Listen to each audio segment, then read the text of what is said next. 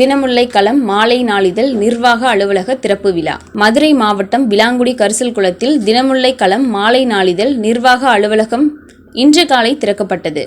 இதில் தொழிலதிபரும் அகில இந்திய காங்கிரஸ் கட்சியின் பொதுச் செயலாளருமான பச்சேரி CR சுந்தர்ராஜன் அவர்கள் தலைமையில் நடைபெற்றது. இந்த நிகழ்ச்சியில் CR சுந்தர்ராஜன் அவர்கள் அலுவலகத்தை ரிப்பன் வெட்டி குத்துவிளக்கு ஏற்றி துவக்கி வைத்தார்.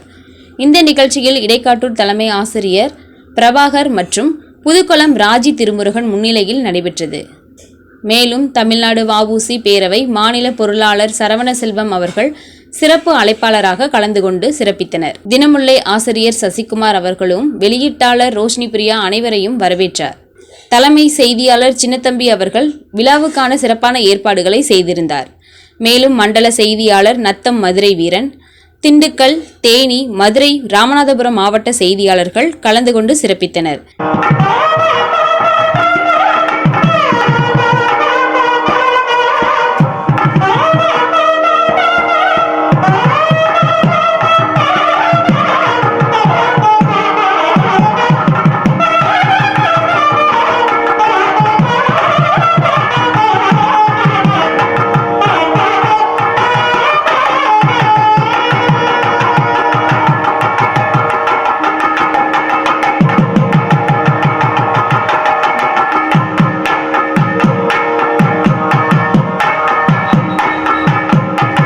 தினமுல்லை செய்திகளுக்காக தலைமை செய்தியாளர் சின்னத்தம்பி. செய்திகளை உடனுக்குடன் தெரிந்து கொள்ள தினமுல்லை நியூஸ் தமிழ் சேனலை சப்ஸ்கிரைப் பண்ணுங்க.